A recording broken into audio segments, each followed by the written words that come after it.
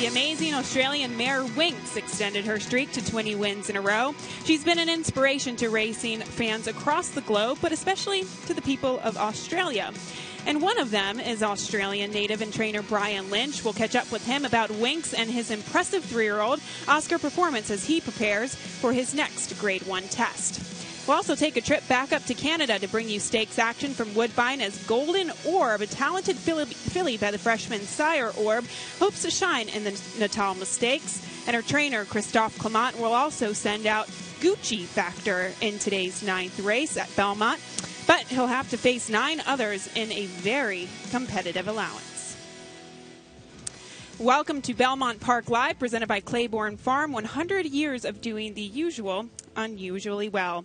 And once again, it's a beautiful day here at Belmont Park, and we have a loaded show with racing across the continent.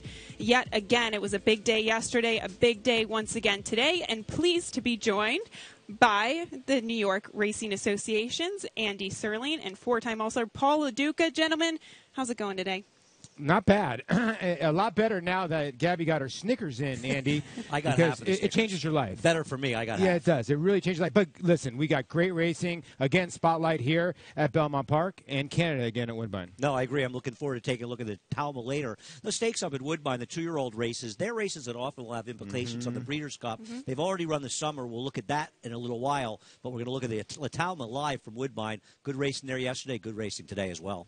I couldn't agree with you guys more. And yes, I feel great, ready to go after eating that Snickers bar. Ready to go on a you're welcome, Andy. Ready to go on a fantastic day. We are fast and firm on the turf, and we're getting into about 75 degrees. It's sunny, a little bit of cloud cover today, but a nice little breeze flowing by as well. And these are the races we'll be bringing you. Races 6, 7, 8, and 9 here at Belmont, but we'll also be going up to Woodbine for the Natalma Stakes. We start things off with a nice claiming race at 6.5 furlongs on the main track, followed by a maiden special weight, an allowance, of course, that Natalma Stakes, and we cap it off with a nice allowance race for New York breds on the main track. So we surely have a lot to get to today, and excited to get to it as well. But now's a good time to go to NYRABets.com and check out that new sign-up bonus. You can, if you enter live at sign-up and bet $100 within 14 days, you'll get $100 into your account. You can also bet over 200 tracks across the globe. And, well, coming up here as we start things off will be the 6th race. We head out to the main track at 6.5 furlongs for this non-winners of 3 lifetime, $25,000.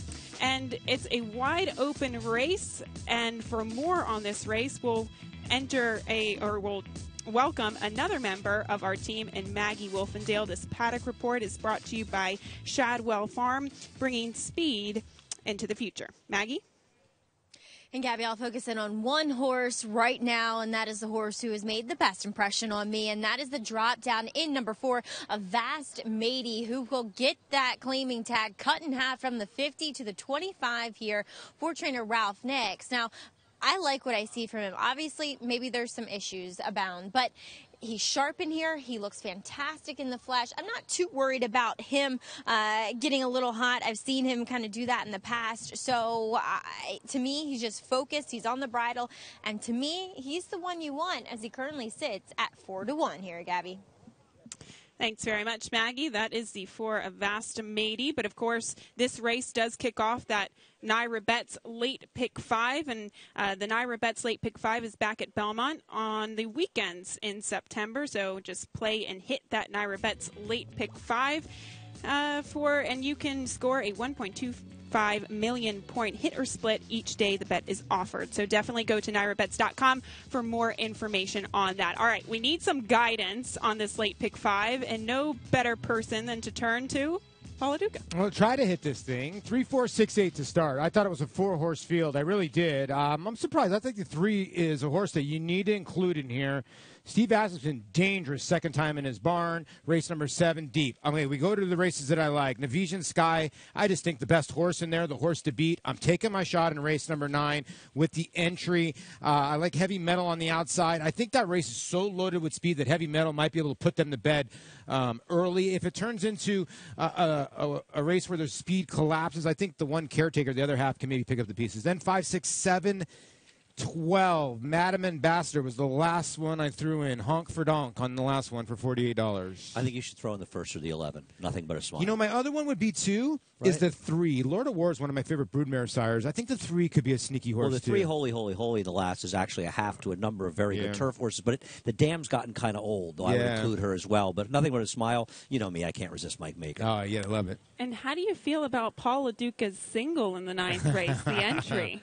Well, he has a solid opinion. You had a bad opinion of the race. I'm happy to talk about that when we get to the 9th race, since you brought it up. Paul actually likes to have the entry that can win. But you think the race is going to fall apart, so you like the Gabby Caretaker. Wants to take 3 to 1 and an 8 to 1 shot. We'll get to that in a moment. We will get to we that might need in a the moment. Undertaker. Well, I think by we the should have an end of the extended show. conversation since you brought it up. Well, this race, though, guys, it's it could maybe fall into the hands of the 8 Holding Aces, who is the main speed, or if that's not the case, it could go to the hands of many other horses in here. But we'll start things off with the 1 Southern Union, a long shot here. Pablo Fregoso will ride. Even if Southern Union got back to his good form this winter, I'm not sure he'd be good enough. He's 13 to 1 right now, and there's the 2. Too Hot to Even Speak, sent out by Rick Schosberg and ridden today by Jose Lascano. This horse is taking a little bit of money at 9 to 1 because if you look, the lone 2 wins here at Belmont, so horse for course. The 7-year-old today is sent out by trainer Steve Asmussen. The 3 Gotham News, ridden today by Irad Ortiz. I agree with Paul that he's a dangerous player, but he's 0 for 16 lifetime on dirt.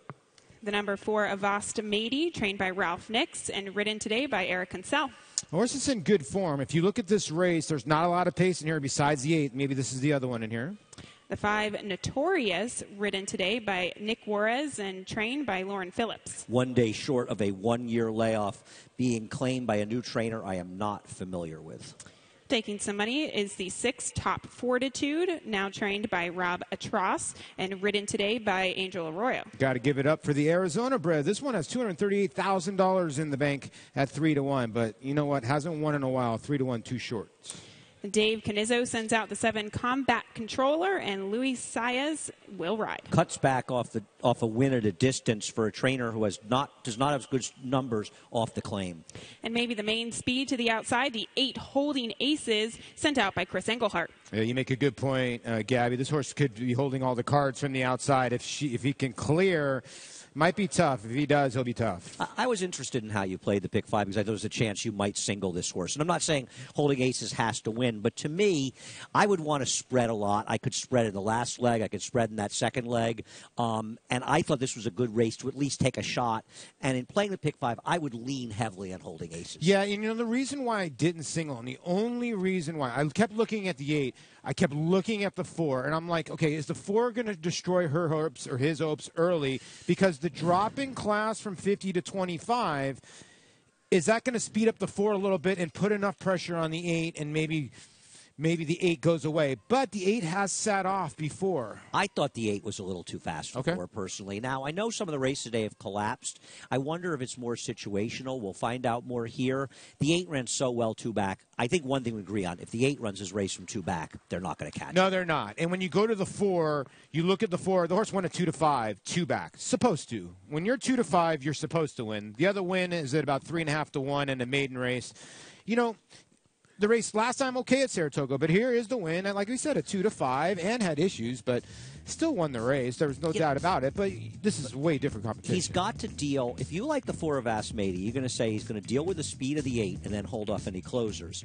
I have trouble making that case, and I thought Gabby made a good point when we were on Talking Horses earlier today when she pointed out that if Asmady may have been involved in the pace last time, but it was not a pace that fell apart. In fact, it was a slow first quarter for 6.5 furlongs at Saratoga. So this is a horse that had it fairly easy up front and just had no finish. No finish at all. And it won't be easy today. No, it won't be. And I'm wondering, if Eric Eric Consell has to go and Manuel Franco sits off. Now, Top Fortitude is going to need both of these horses to go at it because he comes from way out of it. He's got a lot of back class, but his back class is more running seconds and thirds. He's got the monster second here at Belmont. That's why you see $100,000 in his bank. That was a while ago.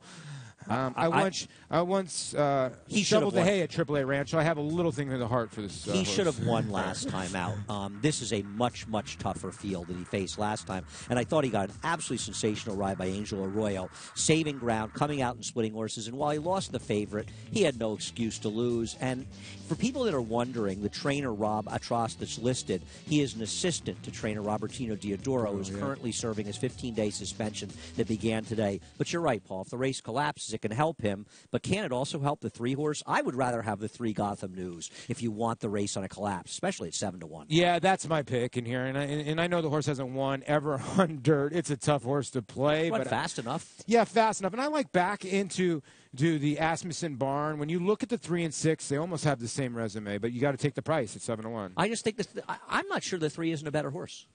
I'll take a chance with him. I don't care that he hasn't won the dirt. I think he's an excellent play in this race. Well, we'll see. Andy, we know you're a sucker for turnbacks here, and that's definitely the case with the 3 Gotham News, but we'll see if that pace will come back to him today. With more on this field, we'll check back in with Maggie.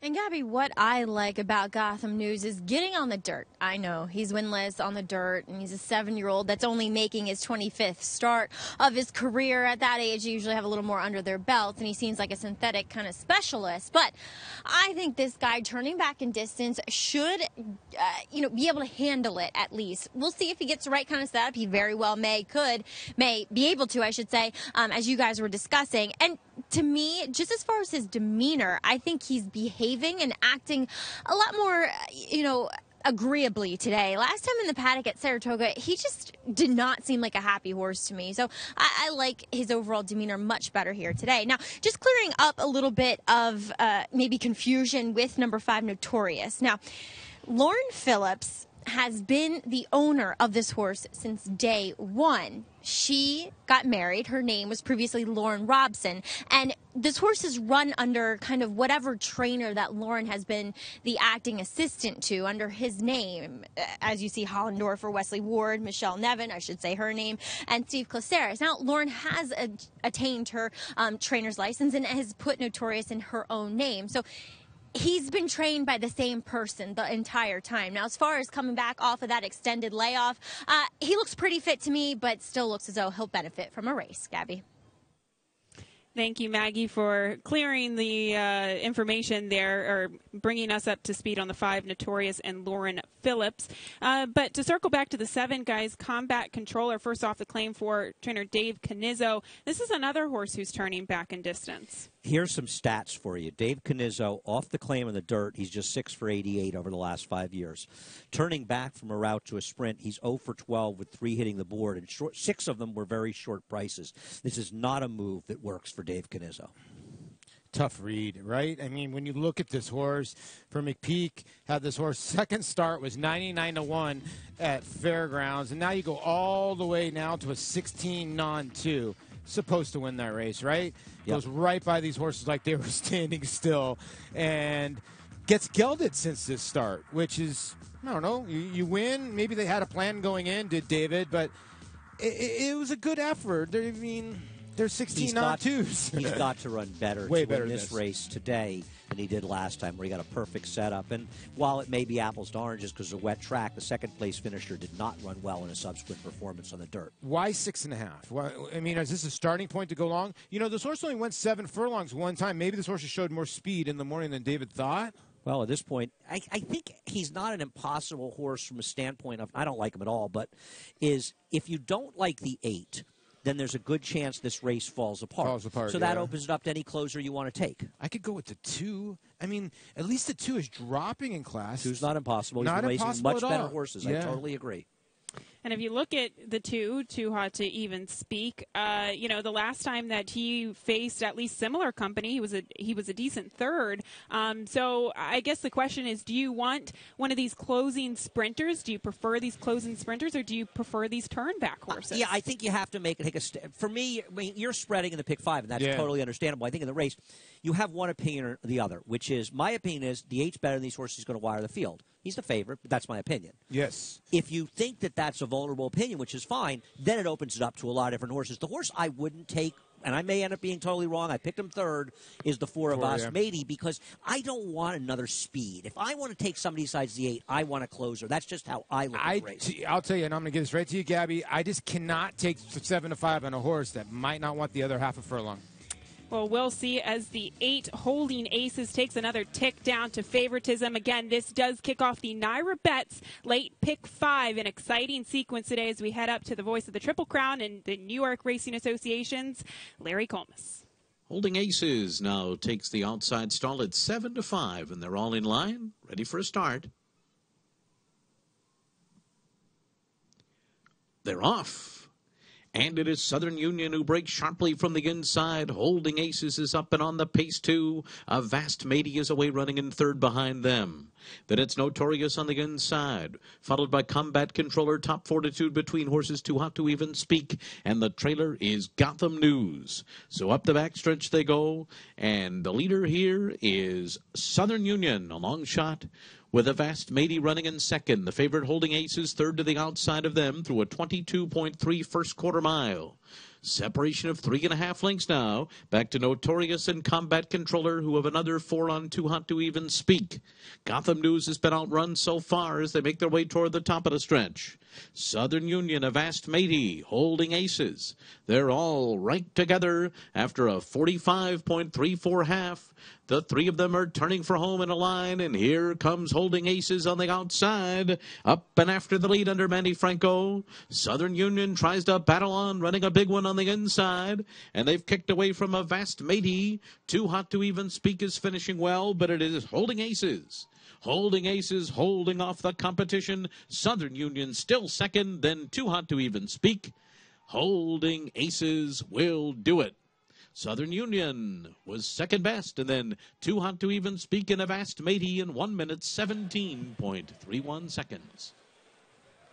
Well, the 8 Holding Aces there, thinking that he would be the main speed. Rates and is still successful, guys, but something did happen with the 6 Top Fortitude. We'll get you information as soon as we know of it. Obviously, we'll cover that if we get any information on that. But, this is a good example, Paul, and Holding Aces was best here, and I don't think anyone's denying it, but why it's good to have an outside post when you're a speed, because it gives you the options. When somebody else wanted to go, you have that easy ability to just sit outside of them in the clear as opposed to having them breathing down your neck. Yeah, it's true. The 1 and the 4, they showed a lot of pace. They went pretty fast, 110. We saw a race earlier. I get it was babies, but they was like 112, and the horses from dead last. Nobody made up any ground in here besides the 2 at all. I'll tell you what, the 1 ran a bang-up race to hang around here. Might have got popped here for second. No, he got second. But he did. He got second at a giant price here. About 37-1. At least to spice up the exacta. And let's give a little credit to Pablo Fregoso, who rode aggressively from the gate, and he did whatever he could to give a 37-1 shot his best chance to win. He didn't get the money, but if he had been passive out of the gate, he probably ends up running 5th there. He needs to be free running, and he rode him the right way. You're right about it. Vast Matey, he put him to bed early. Yeah, he was he's also in that horrible spot when you end up being in the middle of the 2 speeds, because you've got to move too soon, and then the other speed catches you. Tough spot to be in. Exactly. If Vast Matey maybe had an outside post position like the 8, he could have found himself maybe stalking from off the speed. And maybe he could have been second, but I don't know. There were some pretty big gaps here. Well, that's for sure. 6 to 5. The 8 Holding Aces was just much the best here after rating early and getting the victory with the pretty significant margin there. We'll have more on this race after the break. But, of course, as the year progressed, so too has Oscar Performance. Back-to-back Grade 1 wins he showcases. We'll talk about what's coming next for this impressive 3-year-old. Kentucky Derby winner Orb has emerged as one of the nation's most promising young stallions. The leading freshman sale sire of weanlings, yearlings, and 2-year-olds, his first runners are off to a fast start. His debut winners have dazzled on the track, scoring on both dirt and turf.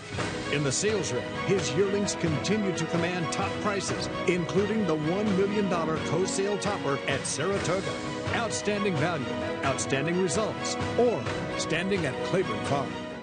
Make NYRA Bets your home for online horse racing and betting. Start earning your sign-up bonus right now. With NYRA Bets, you can use our state-of-the-art website to bet on live horse racing at over 200 tracks around the world. Bet anywhere, anytime, using your computer or mobile device. Earn valuable reward points on bets. Build your bankroll with our exclusive promotions and earn cash rebates. Sign up now at NYRABets.com and start earning your sign-up bonus now. NYRA Bets, racing's best play.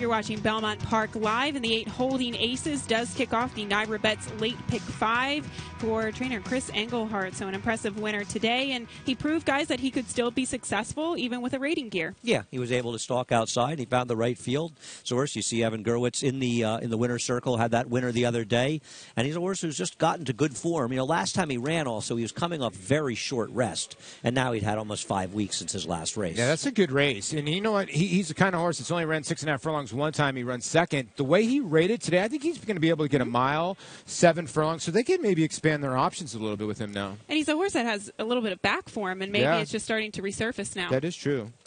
Well, I thought he found the right field today. It started off the NYRA Bets Late Pick 5. You're still live. Yes. Good to go. 4 deep to get the favorite, but we'll take it. That's all right. You have a couple of singles coming up later today. It's about as not well. losing, Paul. It's That about is- surviving races. You don't make money in multi-races by worrying about that. You I survive. learned a long time ago, it's not about coming in here with a lot of money. You got to pick winners.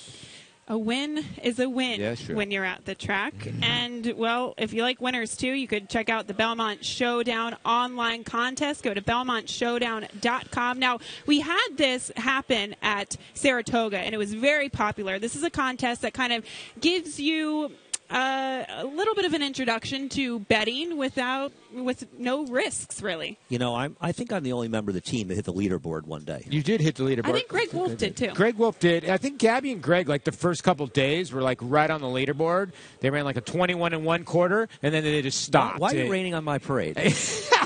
But Gabby is completely right. If you're a newbie to the sport, it's a great way to get in there, sort of navigate and learn how to play races. You got Win Places Show one day, exactas, a lot of different stuff. It's good stuff. Agreed. Absolutely. It's risk-free. Yeah. And you also, if you have the highest mythical bankroll at the end of the day, you're entered to win that 2018 Belmont Stakes prize package. So a lot happening here. But here are the prices of Race 6, which is now official. Again, that did kick off the NYRA Bets Late Pick 5. Holding Aces returning $460 for that victory. But we have a long way to go, guys, and it gets a little bit tougher as we still continue through that Pick 5 sequence. But, well, if you didn't tune into our show yesterday, well, you didn't get the opportunity to see a horse get her 20th consecutive victory. Of course, we're talking about the great Australian mare, Winx.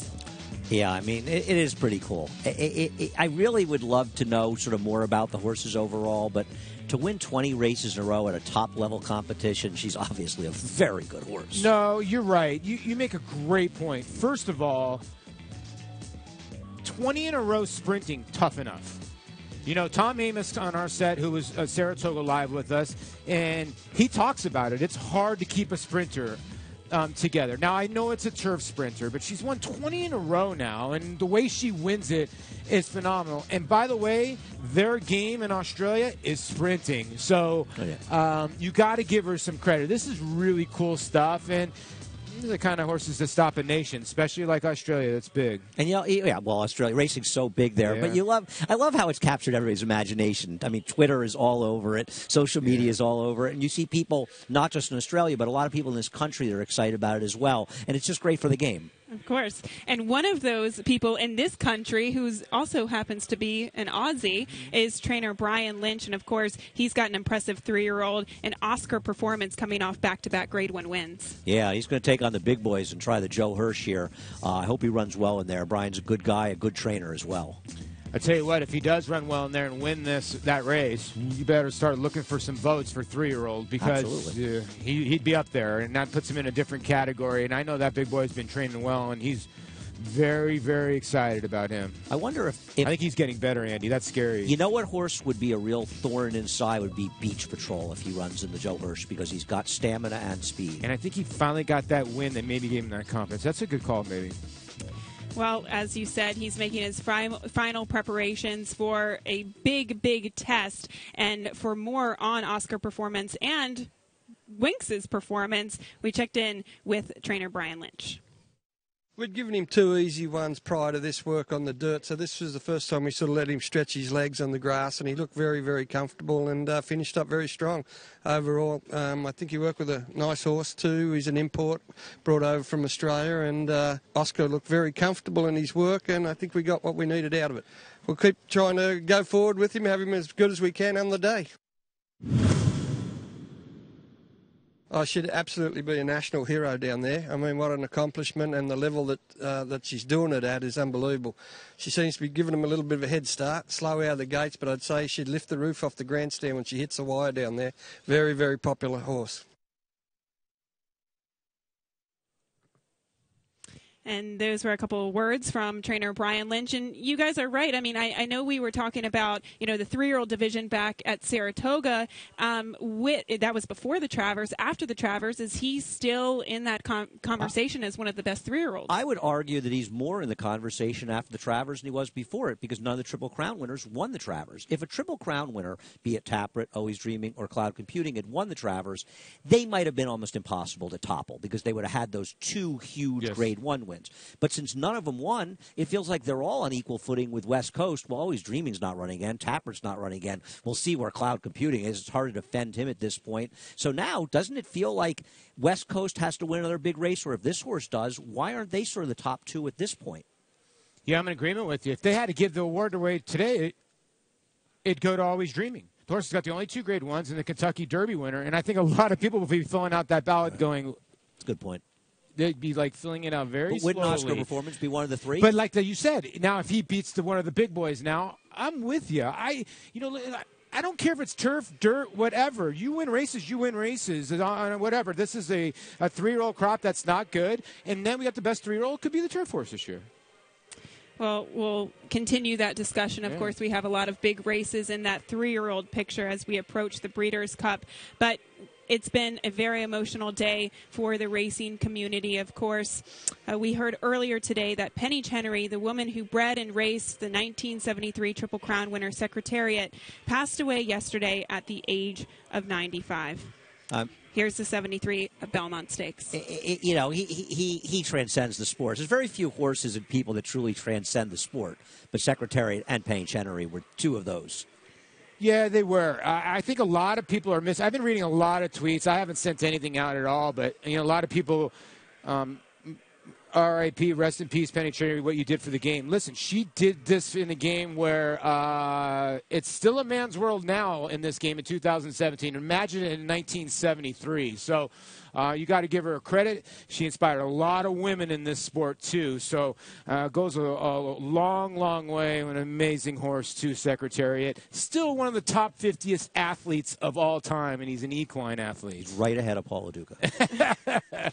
She's remembered, of course, by keeping her father's dream alive by saving Meadow Stable. We spoke to Penny Chenery on the 25th anniversary of Secretariat's Triple Crown, and she credited Riva Ridge as the saving grace. The stable was under pressure to become profitable, and my brother and sister and others were beginning to question whether we should keep on with Dad's horses since he was no longer able to do it. And I very much wanted to, but I had to produce results. And here came this lop-eared, kind of homely, narrow-chested horse with a sweet disposition who really could run. And so his victories meant as much to me as Secretariat's because they were so important. I think if we hadn't had Riva Ridge, we might not have been able to keep Secretariat. So he saved the farm. She was an incredible woman in this industry, and she will be deeply missed, but her name will forever live on as one of the legends in this sport. Once again, Penny Chenery passed at the age of 95.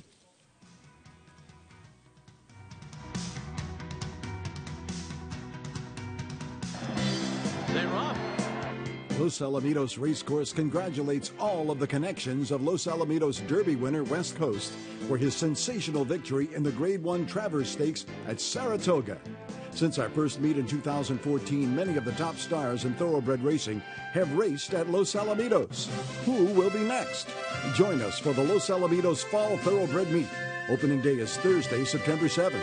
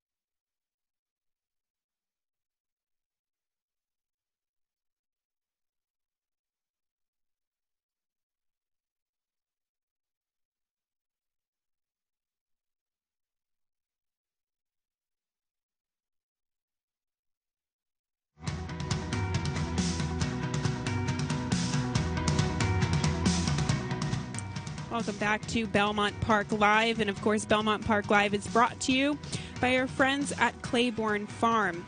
That is where Run Happy currently stands, and the stall in which he stands in bears special meaning today, as it was once the stall at Secretariat. Run Happy has a very big stall to fill, that's for sure, but you can just see the names of some of the legends that were that occupied that stall previously. Yeah, the first time I went to Claiborne, actually, Easy Goer was still in that Wow. stall. And I remember seeing all the nameplates and different horses that have been there, and that's the stall where the big star stands. Yeah, unbridled right above that, and the great Secretariat there is Run Happy. Always look like he's frolicking. I think Lure was in there for 1 year, but He it was didn't in there turn out to be a stallion. Yeah. Okay, well, here's the 7th race we'll be bringing you in just a moment. This is a New York bred maiden special weight. We're heading out to the turf at 6 furlongs, and we did get word that Angel Arroyo, who did go down the last race, is okay to ride this race. He will be aboard the 6 Pretty River. That's great to hear. And Angel Arroyo has 999 career wins. He came here 4 shy to Belmont. He got 3 right away. He's been sitting on 999 for a while, but it'll come. Not going to sit on the sidelines when you got 999. But the favorite right now is Blue Atlas. It's 6-5. I think they're getting a little bit This is a little too much, 6-5. I mean, the horse had an easy lead last time. I didn't think an easy lead, but it was okay. Gabby and I talked about this on Talking Horses today, and we both feel he's the horse to beat, and he's better off sprinting. He's better turning back. He comes through on the inside because she gets plenty of room. But we both say the same thing, which is people are just going to default to this horse because it's such a confusing, complicated race, and that's the wrong time to overly default to a horse. Blue Atlas may win, but why is she supposed to be less than 5-2 or 3-1 here? See, these races are always tough for me to gauge. She got through the inside, and you sort of go, okay, she got a ton of experience out of this race, right? She went through the inside. She passed horses, but it was on the turf. I always wonder if you don't take really any dirt in your face, you're saving ground. That's actually a good race. She comes back. She hits the front end in 112 and change, okay? But at about 1.5 to 1. You're not supposed to run third if you're trained by Todd Pletcher. I know it was her first time going long. So maybe that's why they're cutting her back. The horse who beat her has a chance to win the Natalma we're looking at later. No, she's an okay horse. And Coddington came back to win, too, yeah. Listen, and her dam was a sprinter, Iron Goddess. So I think this is the right move, cutting her back. I just think 6-5 is a ludicrously low price. That's all. As you mentioned earlier, Andy, sometimes people just gravitate towards these Todd Pletcher runners, but she definitely has a shot. She is a short price at 6-5. But for more on this field, we head down to Maggie with a paddock report. This paddock report is brought to you by Shadwell Farm, building speed for the future. Maggie, this looks like a competitive field. What more can you tell us? Well, I agree with you guys, and that 6-5 on Blue Atlas is a bit short. There's other options. While I do like her turning back in distance, she's built much more like a sprinter, as I was very dubious of her chances stretching out around 2 turns at Saratoga. But one that is certainly made to be a sprinter as well is a second time starting number 7 in here, Pound Note for trainer Tom Bush. She has bulked up even more coming out of that race. She looks phenomenal here, and she is sharp. I wouldn't be surprised if we see even a little more speed from this daughter of Currency Swap. He was a fast 2-year-old himself, but I really like what I'm seeing from her, and I think she might be formidable in this spot. Now, there's 2 first-time starters to speak of, including number 9, Southern Gal. She worked 10-1 at the Fasig-Tipton Mid-Atlantic Sale, and honestly, I really, really liked her work. She lowered herself to the ground. She accelerated very nicely, had that swift, efficient stride, and I think she's bred to be more of a turf horse. So the fact that she got over the dirt that well in that sales workout kind of speaks to me that she is a precocious type that should be able to fire early. And I like what I see from her here in the paddock. She is sharp. She's extremely fit as well. And I think she might make a little noise here in her first start. Now, moving on to one that has some deep pedigree as well. That's number 11, Lulu's Partner. Obviously, I have to Disco Partner. But Lulu's Partner is a posse, and I have yet to see posses have an affinity for the turf from an overall perspective. And the other thing is that within this family, there's been some very good dirt sprinters, such as Bass River Road. So while I'm okay with her debuting here on the turf, she looks great. She's been very professional. She's athletic looking.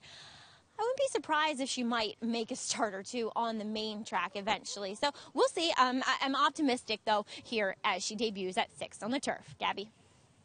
Thanks, Maggie. And Maggie brings up some excellent points, and we'll talk about the 11 Lulu's Partner a little bit more later. Kind of a concern, or do you think it's a negative or a positive that she's starting on the turf? Well, I think Christophe started there because he's had more success with his dams foals on the turf than the dirt. Bass River Road, who was good in the dirt, wasn't a horse that Christophe trained, I don't believe. Probably likes to start her out because of the dam side, but I think posse is a very big concern. All right, well, there's another look at the 11 Lulu's Partner here. And here's a stat for Christophe Clement with his 2-year-old first-time starter sprinting on the turf over the last 5 years. It's a good stat. It is. You look at this filly's works, they're not fast, but the horse is taking money. I love when the horse is taking money and the works are slow. The first work is 52. The last work is 49-4. I think she's going to be laid back and make one run. I think you have to use horses like this in multis, but I wish this horse had a sire that was much more turf-man. No, I'm with you. That's Posse, yeah. You're looking at the, Disco Heart is a Disco Rico. Exactly. He could do anything as a sire, and you look through and you wonder what kind of turf influence he'll get. This is a very, very interesting race. Even the 10, 5 in the morning, she'll be breaking just to Lulu Partners inside, and she has experience. Why couldn't she win this race at 7-1? Well, she can win, and a lot of horses can win this race, but the reason I like the 3 here, the 3 horse who I like in this race is the one in the race you're looking at, Unparalleled. Yeah. She was involved in the monstrous suicidal duel here. She doesn't fall apart until late. Now, 5 in the morning, got an absolutely brilliant ride by Arad Ortiz, saving ground, angling out, and picking up the pieces behind the collapsing pace. To me, Paul, didn't Unparalleled run the better race than 5 in the morning? Yeah, I mean, I think you can argue that the 9, who was wide most of the way at that point, ran a better race too, Lady of Miracles, and now she's going to get the blinkers on. I'm with you. I think they both ran better. Unparalleled was not bad at all in that last race. Yeah, it's an interesting race to look at because the 9 can win. She can improve too. Well, long shot here leads off the field, and that is the 1, That's Her for Russell Cash. A long shot for a reason. 1 turf race, not good. And the 1A here is sent out by the same connections, of course. 40-1, Hector Diaz Jr. will ride. Terrificville is a cool name, but I don't know if he's good enough to win here. And the 2, Blue Atlas, is your current 6-5 favorite on the turnback for trainer Todd Pletcher. Yeah, a couple outside draws. Now gets an inside draw. Comes out of a nice race when had the lead at the top of the lane and ended up running third. Maybe third time is a charm for the 3, Unparalleled, ridden today by Dylan Davis and sent out by Bruce Brown. Has the speed to make himself very dangerous on herself, very dangerous on the front end. And the 4, Lady of Miracles, another one making her third start for Mike Maselli and Luis Saez in the saddle. Yeah, blinkers go on. I thought she was okay last time. This one for Loda Lux Stables. Number 6, Pretty River, is trained by Gary Contessa and ridden today by Angel Arroyo. By that good sire, San Pablo for Windhorse Thoroughbreds. And the 7, Pound Note, sent out today by trainer Tom Bush and ridden by Eric himself. Speaking of sires, you don't see a lot of currency swaps, but Pound Note ran well behind an easy and impressive winner in his debut, her debut. And at 41-1 is the 8, Creasy, for Linda Dixon and Kendrick Carmouche. We have the longest shot on the board here. This is a great filly by Cosmonaut. The number 9, Southern Gal, for John Oxley, and Mark Cassie, Manny Franco will ride. Is a full to 1 horse to try the turf, First Charmer, who won over $180,000 in the turf, and Scat Daddy's a potent sire. The number 10, 5 in the Morning, ridden again today by Ira Ortiz. You got to love the connections here. Quinella Farm here represented, and I think this filly's got a shot here at 6-1. And the 11, Lulu's Partner, of course, a half-to-disco partner sent out by the same connections, Christophe Clement and Patricia Generazio. Plenty of turf on the dam side, not so much on the sire side for a very dangerous firster trainer. Well, it's a competitive field, guys, but the money keeps on pouring into the 2 at even money. Andy, how do you approach this race? I think you have to bet somebody in here, and you have to bet against the 2. Not that I'm against Blue Atlas. He is the horse to beat, or she is, but she should not be even money. And as I said before with Unparalleled, she is the controlling speed here. If somebody wants to run with her, they better go fast. I think she has a chance to wire this field at a price. Well, we always love prices, that's for sure. We've got 3 minutes to post for race 7. And the 11 here is, of course, Disco Partners' little sister. She'll look to step in those same footsteps right after this. Shadwell Farm, home to world-class stallions, presents 2 young stars. Mo Heyman, undefeated 2-year-old, multiple graded stakes winner at 2 and 3. A dazzling son of Tappet, winner of his first 5 career starts, 4 in graded stakes. Grade 1 winner, Tamarcuz, winner of the Breeders' Cup Dirt Mile. This son of Speightstown was a top international miler that earned over $1.8 million. Shadwell Farm, building speed for the future. Change the way you watch racing forever with the new Naira Now app. Live racing in English or Spanish from a variety of camera angles, race replays, talking horses, race analysis, and a multitude of on-demand content, all in high definition. Naira Now is available on many platforms, including iOS, Android, Roku, Chromecast, and more coming soon. Download Naira Now today, free in the App Store, and start watching the best racing like never before.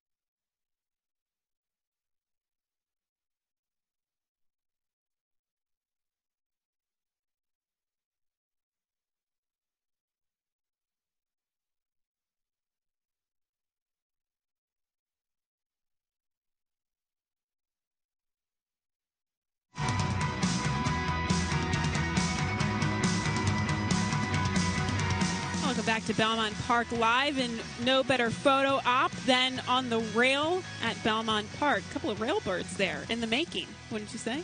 Absolutely.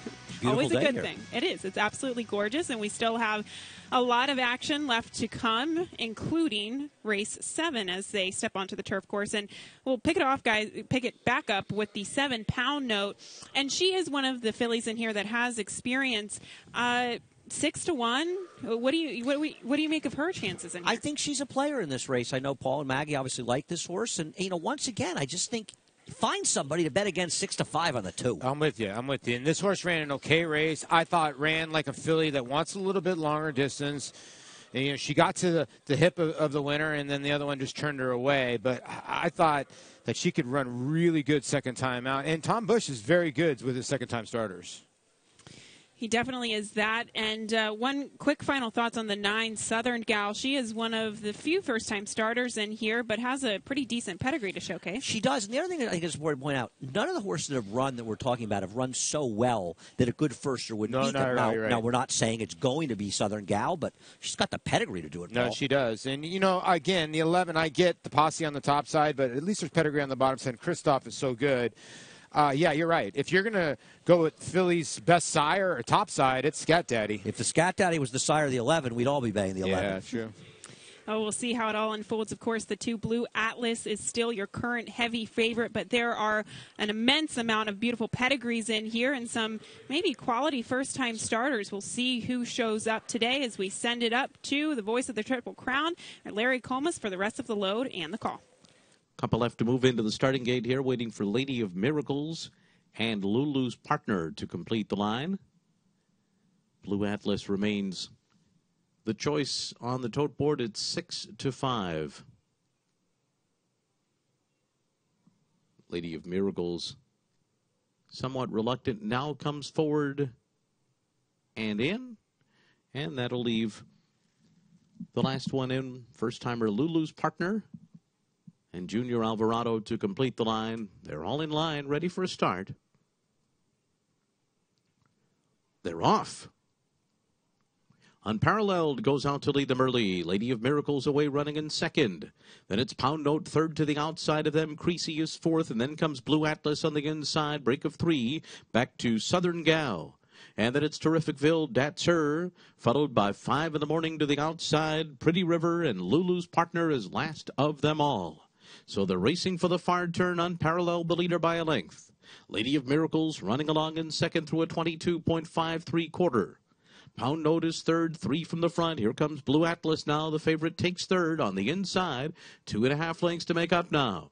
Then it's Creasy in fifth. Southern Gal running along in sixth, followed by 5 in the morning on the outside. Terrificville is next. Then Pretty River, That's Her, and the trailer is still Lulu's Partner. The half was 45.6, and they're into the stretch. Unparalleled. Unparalleled is the leader as they come into the final furlong. Blue Atlas trying to close the gap. Here she comes now. Southern Gal is also putting it a bit down toward the inside. She's closing strongly too. Blue Atlas, Unparalleled, Southern Gal. Blue Atlas, Southern Gal. Head and head on the wire. Maybe Blue Atlas. Southern Gal was right there too. Then Unparalleled and Creasy in 109.37. Oh, that was a close finish indeed there. Don't know really who got up.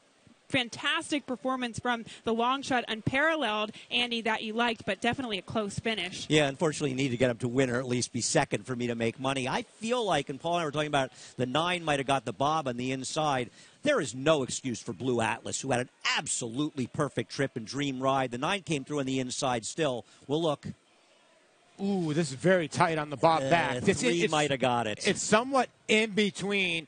And I was trying to look at the replay before. Now watch here as you're going to see the first-time starter dive to the rail. I believe the 9 gets the bob in between the wires, and the 2 gets the bob back. Right here, it's 9's in front, 2, 9. Ooh, very, very tight. We're going to have to get a tighter look at that. But a little courage there by the first-time starter to go through the rail. Great pick by you, Andy, on the 3. You got exactly what you wanted at 20-1. You see the 9, that little hesitation right there might have cost her the race. It's very close, though. She might have got the bob.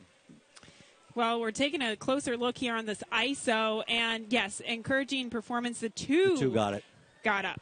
actually. The 2 Blue Atlas, so the favorite does deliver here, and a very encouraging performance from the first-time starter, Southern Gal. You know, I'm not sure which I'm more annoyed about. The 3 being a good bet at 20-1 and my not getting anything, but that's the way it goes in horse racing. But people who bet the 2 at 6-5 getting paid. They do. Good nose. Blue Atlas won by a good nose right there. Yeah, that's lighting the candle on a Sunday, Gabby. That's what that's called right there. The 2 got the absolute perfect dream trip to win by a nose at 6-5. The other part about this is the 80-1 shot almost runs 4th, unparalleled lens bang up, and the filly at 8-1 probably should have won. But hey, shot player's Goliath. I should have bet tries. I normally would use the horse 3rd in tries. I basically had a win bet and tried to get it second. We'd be remiss to not give some compliments to Maggie Wolfendale as well, who really liked the 9 Southern Gal and the paddock as well. Just unlucky there at the wire, but talking about being saved by the wire, that was the 2 Blue Atlas. She does deliver as your favorite. We'll be coming back with more winner circle and prices on that, but as you can see, World Approval stretches his legs, enjoys some R&R after a big win yesterday, of course, in the Rico Woodbine Mile. More on that later. Undefeated in sprint competition, Eclipse champion Run Happy captured 3 Grade 1 victories and set blistering speed records at both Keeneland and Saratoga. In the Breeders' Cup Sprint, he dominated the world's fastest runners, going 6 furlongs in a record-breaking 108 and change. The only horse nominated for 3 Eclipse Awards, Run Happy was crowned champion male sprinter, all the while racing 100% drug-free. Champion, millionaire, record breaker, Run Happy, standing at Claiborne Farm.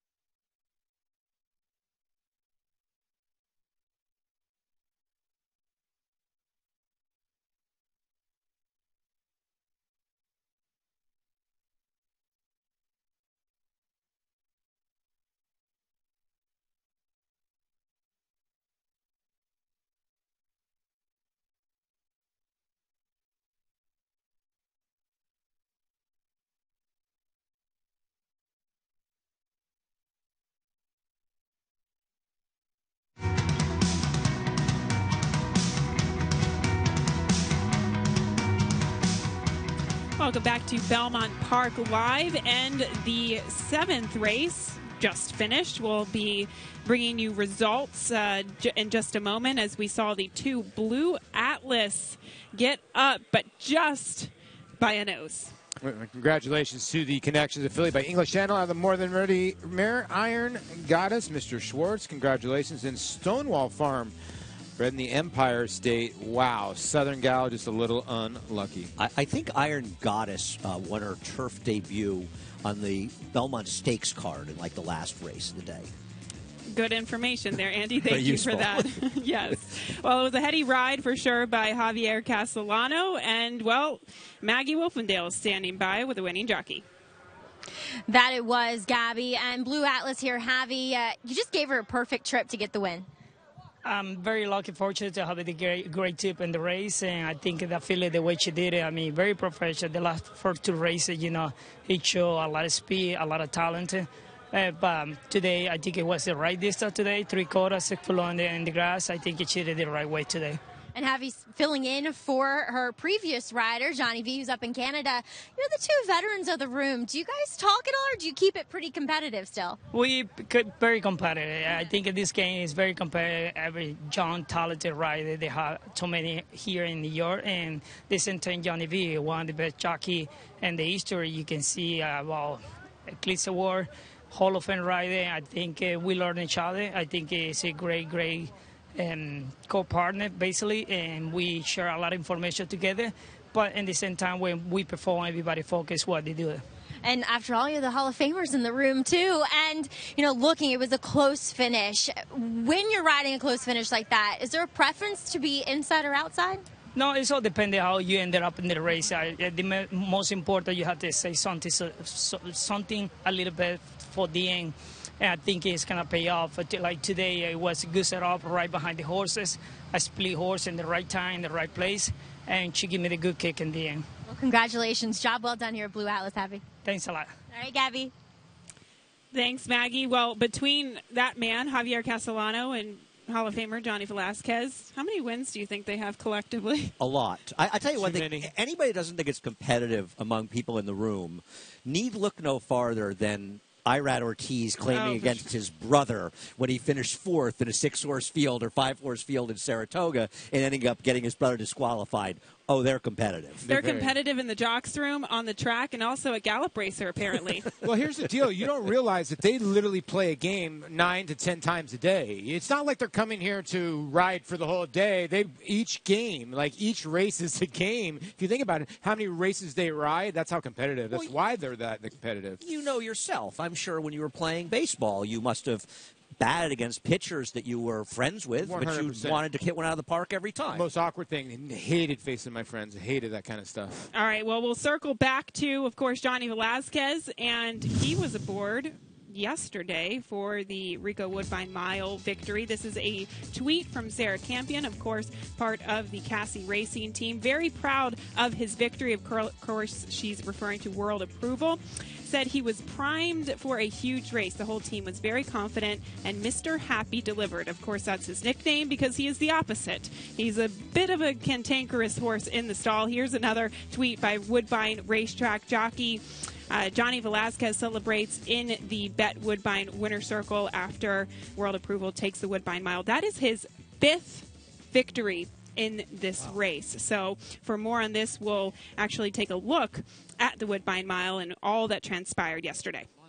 Is last of all. They are really tightly bunched as they work down towards the half mile, and showing the way narrowly it is Dragon Bay up there on the outside, and on the rails World Approval with Deauville 3 wide, Conquest Panthera is 4 wide, Glenville Gardens 5 wide, a length away Lancaster Bomber as they come for the lane, Best Bard the centre, Tower of Texas is over on the inside, and to the outside Mondial East and long on value, World Approval tackled by Deauville the centre, Conquest Panthera the outside, finishing is Mondial East right down the outside from the back. Lancaster Bomber is there, but it is World Approval who slips away. World Approval in front, right down the outside. Finishing on is Mondial East and Lancaster Bomber, but World Approval wins the Rico Woodbine Mile by almost 3 lengths. World Approval has spent a lot of time going much longer distances in the past. Of course, he's a Grade 1 winner at 1.25 miles, but guys, it looks like the cutback in distance has helped the mile in the past 2 starts. Well, you look at the Dams family. There really are basically milers. Biesque Approval won the Breeders' Cup Turf Mile. And you look at this race, Paul, there were 2 races being run. The one that World Approval was in and the one the rest of them were in. Wow, he was impressive yesterday. You know what I love the most about him is that he was able to rate from the inside. That's very tough to do. He went to the front end, right? But it looks like he's like just sitting there. There's 7 horses stacked up. Johnny V never moved a muscle, and then boom, when he took off, his race is over because Lancaster Bomber was trying to get out. Some of the Europeans were trying to show that kick. He showed some kind of kick. It shows to me I don't think he needs the lead, and he's very versatile. Well, here's a cross-continent pick 5 follow-along that happened yesterday. Returning $289, but that was the sequence, of course, a big upset in the 10th race in the 7 Johnny Bear winning at $20. But the parlay for $2 is around 500 and change, and the thing paid $1,400 for $1. It's crazy. I mean, it paid 6 times the parlay, and it was a big pool too. Good Huge point. pool They yesterday. beat the 3 to 5 favorite on the line with Johnny Bear up by nose and favorites every their race. Yes. All right, well, that was the action there from yesterday, but we still have much more to come today as we will take a trip up to Woodbine as well. And Wonder Godot, well, she goes to post in the Natalma. We'll have more on that in just a moment. Make Naira NyraBet's your home for online horse racing and betting. Start earning your sign-up bonus right now. With NyraBets, you can use our state-of-the-art website to bet on live horse racing at over 200 tracks around the world. Bet anywhere, anytime, using your computer or mobile device. Earn valuable reward points on bets. Build your bankroll with our exclusive promotions and earn cash rebates. Sign up now at NyraBets.com and start earning your sign-up bonus now. NyraBets, racing's best play. Claiborne Farm presents Trap Shot. This graded stakes winner and multiple Grade 1 performer is now an emerging young sire. His top runners include Fish Trap Road, winner of the Grade 3 Dwyer Stakes, plus 2-year-old stakes winner Mirai, graded stakes place Quick Release, and Grade 1 performers My Man Sam and Wild Shot. Already ranked among the nation's leading sires of 2-year-old winners, Trap Shot has the speed, the class, and the pedigree to remain Tappett's top side. Trap Shot at Claiborne Farm.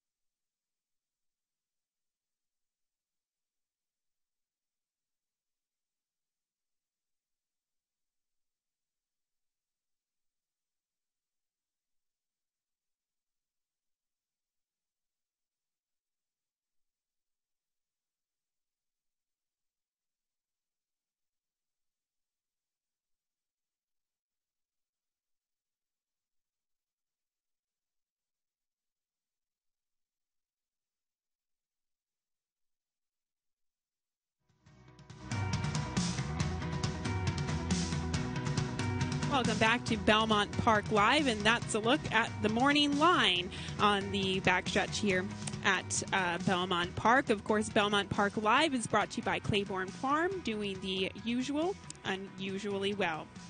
And we still have a lot of action yet to come. Of course, we've got 2 races here at Belmont, including Race 8 and Race 9. We'll be bringing you the Natalma Stakes in just a moment as well. But well, we have the 2 Nevisian Sky opening up as your heavy 3-5 favorite. At the end of the day, races aren't run on paper, and anything can happen on the racetrack. But based on the races that he has run on the turf, he's just superior to his rivals.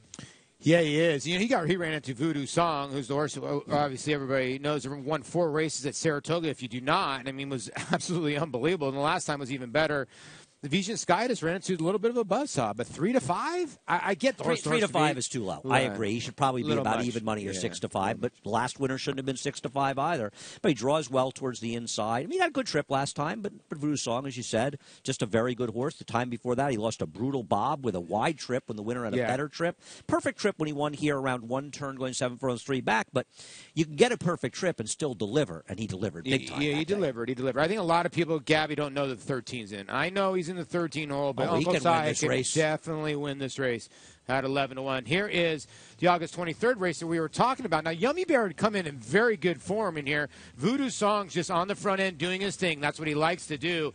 The Vision Sky runs right by Yummy Bear, makes this a little bit closer at the end. I like the way he finished. Big white face here, and he's finishing with interest. Yeah, he's a good horse. I mean, we're not endorsing and recommending people bet 3 to 5s, but the question is, do you have a crazy idea against him? Now, Gabby has a crazy idea, which I laughed at, but it's a crazy idea. That's fine. Well, we feel kind of badly for Chad Brown's assistant, Cherie DeVoe, trying to get the tack on this horse. It looked like he was acting up a little bit, but we'll have more on this here. Actually, well, perfect person to talk to about this particular horse is Maggie Wolfendale. This paddock report is brought to you by Shadwell Farm, building speed for the future. Maggie, you have a closer look on Nevisian Sky. Did they get the saddle on? Yes, it does appear that they've got the saddle on, but this is nothing to worry about. This horse is always like this. And Cherie DeVoe has schooled him pretty much every single day this week. And, you know, he still kind of acts like a jerk, to be honest, while getting the saddle. And he's actually more calm, though, than what I've seen him and experienced him being in this Belmont paddock. He's actually very good up at Saratoga. So really, this is nothing to be concerned about whatsoever. And furthermore, I actually think this horse, with his racing this year and his consistent racing, which seemed to be the problem early on in his career, has bulked up, put on that muscle mass. So he's a very usable, logical favorite here. Now on to some long shots, particularly number 7 in here, Cliffs of Dover. He's another one that, well, he is one, I should say, opposite of Nevisian Sky, that got very riled up by Saratoga. He's always a horse that does get pretty much on his toes, but here at Belmont, he's more settled, which is a good thing. His 2 races of 2017 have not been very good. He does get in rider change to Nick Juarez today. We'll see maybe if Nick gets along a bit better with this horse, who is very difficult to ride. I mean, he's very sensitive in his mouth. He looks as though he should be forwardly placed. I don't know. We'll see how Nick gets along with him here. But certainly a long shot that's just behaving a bit better than what he was in his last 2 efforts. And then finally, number 11, Dream Doctor. His first start here at Belmont of this year was very good, and I'm hoping he can get back to that. He looks great here in the paddock. He comes off a little bit of a freshening since the beginning of August, and like I said, I'm just hoping he can get back to that race 2 starts ago, Gabby. Well, the backers who like him as well are hoping to get back to that form, as he's currently right now at 16-1. But now's a good time to go to NairaBets.com to get that $100 new member sign-up bonus. You go to NairaBets.com, enter live at sign-up, bet $100 in 14 days, and you'll get $100 in your account. So go check that out as well. Well, we'll circle back to the field here, and we pretty much mentioned all the reasons why Nevisian Sky can win. But how can he lose? And is the 4 Converge one of them that could beat him? Yeah, Converge is a funny horse here because this horse was claimed from Chad Brown his last race. Horses claimed from Chad Brown are 5 for 63 over the last 5 years. Turf horses. Having said that, he ran a remarkable race last time. If he hadn't been ranked early and Javier didn't know what to do with him, he would have won this race and won it quite easily. But this is the worry, okay? He's ranked a lot. This is the issue that Chad had with him, and the reason why he dropped him. 100%. Watch him blow the turn right here. Uncle Si wins this race, but there's no doubt about Converge. You got to keep on going. This does not end here yet. I mean, he's ranked as can be. It's just beginning, yeah. Now watch the turn right here. I mean, it gets really gnarly here for a second. And I can't believe he almost came back and won the race. Now, he has issues, and he's going to a new barn. I don't know what's going to happen with that. Is he a type of horse you just sort of just let go to the front end? Yeah, I think that you don't want to get in his way after that last race. I think at the end of the day, yeah, let him tell you what he wants to do. If he wants to be aggressive and go, you go. If he doesn't, then you try to get him to settle. The question is, why did Chad Brown drop him for $25,000? Because this isn't a case of a horse being dropped because Chad was trying to win the training title. It was August 21st.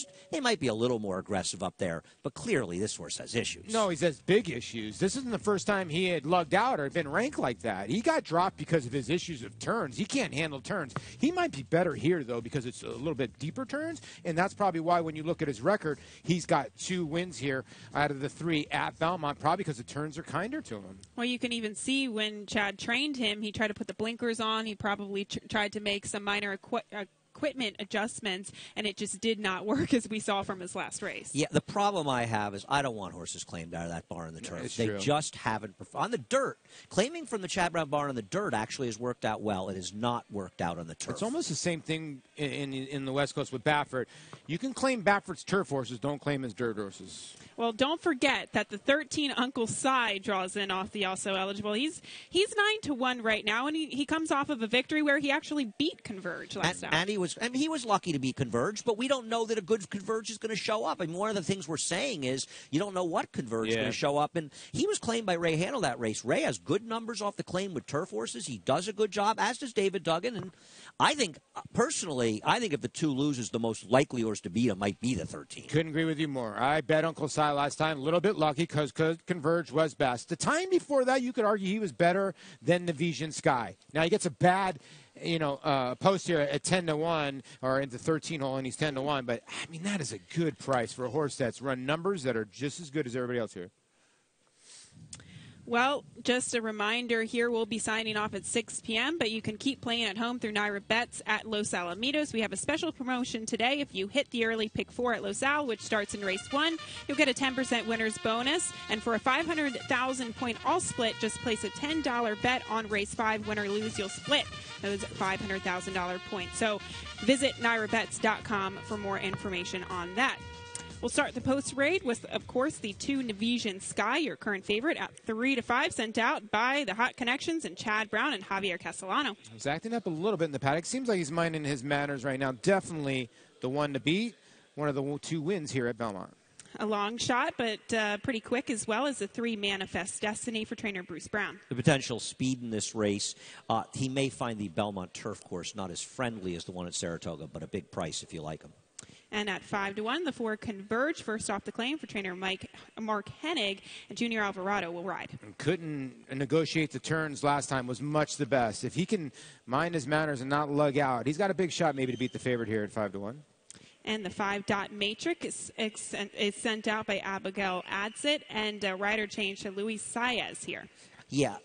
We'll see how aggressive Luis Saez is with him, because he is a horse that may not be fast enough to get the lead, but he needs the lead to be effective.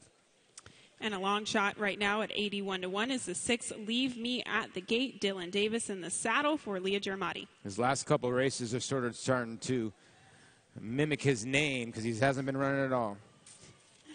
And the 7 Cliffs of Dover, long shot as well. Nick Juarez picks up the mount for trainer Tom Bush. Gabby's long shot selection, it just hasn't been able to get back to his decent form from last year. Rob Atras will train the 8 with Exaltation, and Angel Arroyo will ride. 25 to 1, a little much on this horse. I know coming out of a decent race at 5.5 furlongs, now going to stretch his legs. I think he's got an outside look at a bomb price. And the number 9, Yummy Bear for Funky Monkey Stable, LLC, David Donk trains. David Donk's done a great job with this horse, who's really improved this year, but still probably a fringe player in this field at best. John Toscano sends out the 10 Excluded with Jose Lascano and the irons. The one positive you could take for the son of Girolamo, all 3 wins here at Belmont. The 11, Dream Doctor, hoping that dreams come true right now at 16 to 1 for Tim Woolley. He's coming off of a wide trip last time at Saratoga, so has a right to improve off that and has a chance to get a piece. And the 12, Wicked Freud for Jimmy Ryerson. Another horse to me at 10 to 1, I think is a good option here. Scratch out the last race, no chance slot. Better post today, considering you're here at Belmont. And don't forget the 13, Uncle Si, who draws in off the also eligible for Ray Handel. The old pro has been ultra consistent recently and absolutely has a chance.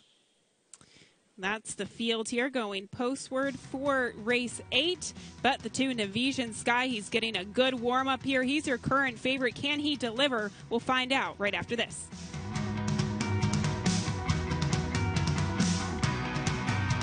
The world's number 1 sire of 2-year-olds, Warfront, continues to command top prices with yearlings this year, bringing up to $1.9 million.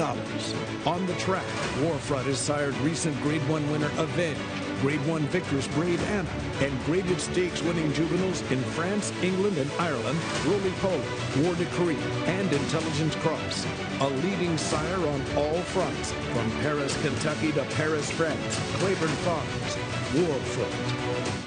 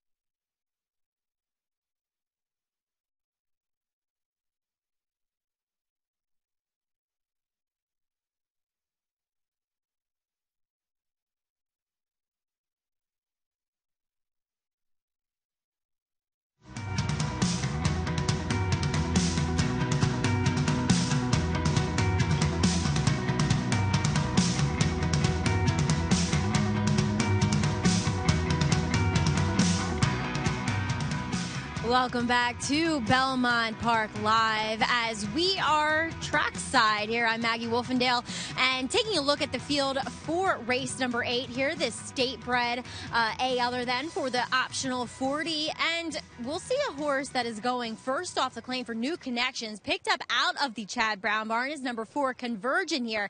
And a little bit earlier on the show, we heard Paula Duca, that is, talking about this horse getting out and being a bit rank. Well, the first thing you look for is what equipment have they added or changed first off the claim. And what they've put on is a Helton bit, and that is my go-to for horses that might want to lug in or lug out. It really corrects them and helps them keep a straight line, and we'll see if it does that with Converge here.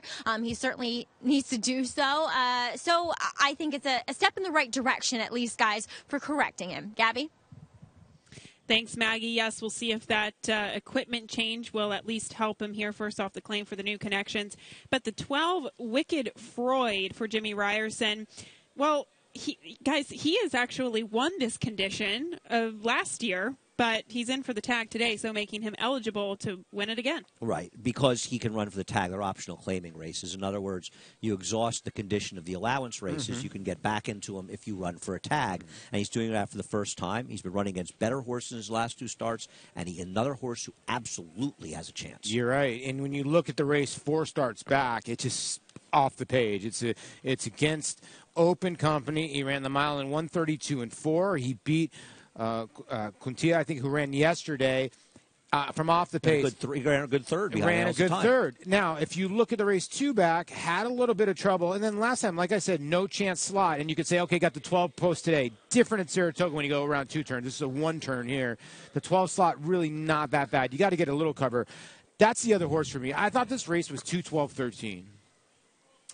Well, we'll see how it all unfolds here. As you guys mentioned, the 2 Nevisian Sky. Paul, do you think that this horse is any bit vulnerable at 4 to 5? Well, now, yeah, a little bit, the way he was acting up in the paddock. But, you know, he ran into really 2 good horses in New York Song and Voodoo Song. So getting away from those, tactically, he's going to get a good trip, or he should from the inside spot. I don't want to bet against him. I have no problem with people betting against heavy favorites. I don't think 4 to 5 is a particularly good price, but I don't know that he's supposed to be that much higher. Well, we'll see here as the 2 Nevisian Sky is loaded into the gate. He is your current heavy favorite, but we also have the likes of several horses in here and the 13 Uncle Si drawing in off the also eligible list. So as today's show just keeps on keeping on, an interesting race coming up next as we headed up to Larry Colmus for the rest of the load and the call. And here comes Uncle Si up to the outside stall. Be the last one to load here. They're all in line.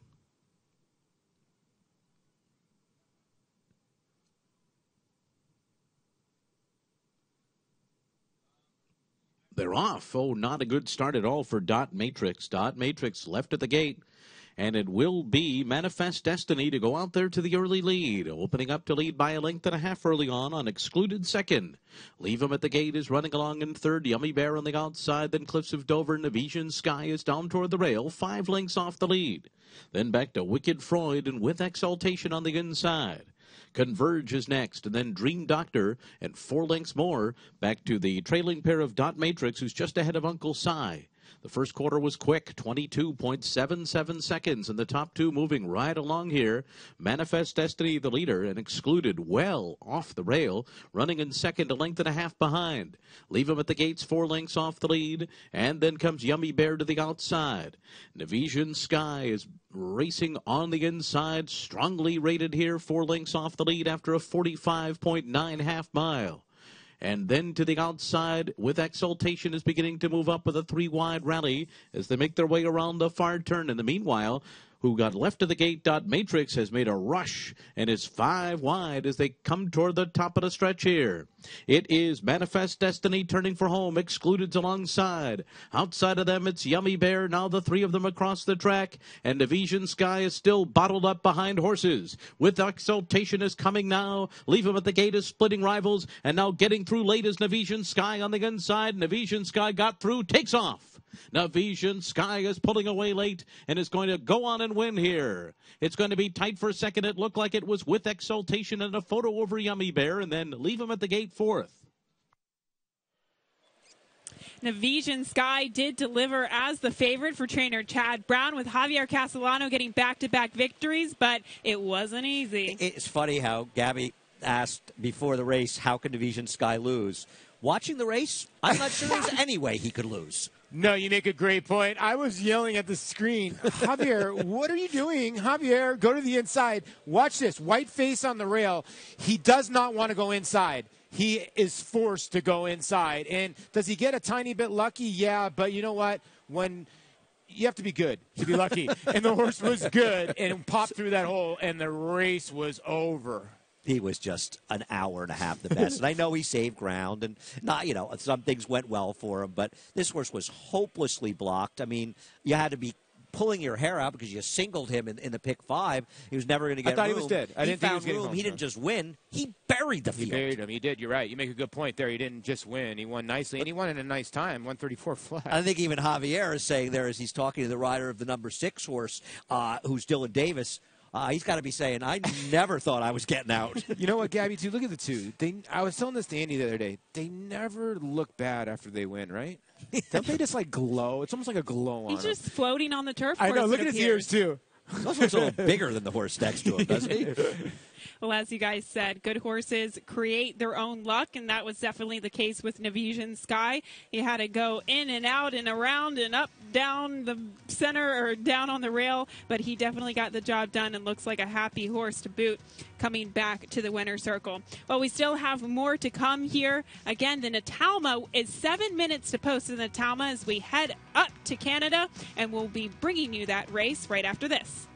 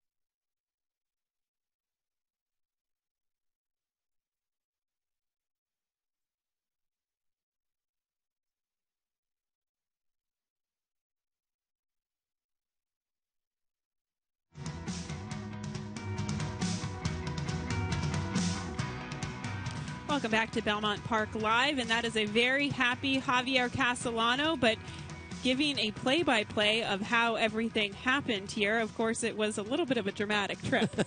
Well, there were different conversations that could have taken place. Oh, yeah. The one where he never gets to see him to run through it would not have been as friendly. Yeah, you could probably ask Javier after that race and go, Javier, what were you thought your chances were you're going to get through all that traffic and win? And he would have been like, I think he would have told you dicey. I think in the 3/16 poll, he was thinking about a phone call he was going to have with Chad Brown in the next 5 minutes, so he's very glad he got through. Well, hopefully if you use the two, you played some supers because you got some prices all in underneath. Fourth. Yeah. Yummy, let's give a little love to Yummy Bear. I know it was a blanket photo for a second, but Yummy Bear and Dave Donks really improved. Yeah, yes. Well, the Natalma, as we head up to Woodbine here, this is a very, very competitive field. And right now, your favorite is a 3 March Express. That was a morning line favorite and is the 9-5 favorite. But she has a little bit to prove, guys, in that she needs to prove that she can get out of distance. Yeah, I agree. And we're talking about the 3 March Express. That's the 5 Pretty Lady going out for the Cassies, a maiden in here. But March Express, the favorite, I just feel like taking this horse who has been visually impressive, and she has run well in both of her starts, but taking her at a short price to effectively stretch out against a far deeper field than she's ever faced, that's a bad gamble. I complete agreement, and here's the reason why. You take these closing sprinters that get left in the gate. Now, again, this is a one-turn mile, so that might help her a little bit. She's a New York bred. She's been dynamite in her last 2 starts. Dead left and ran over horses. I give you that. Okay, let's play the name game. First time out, she beat Codrington.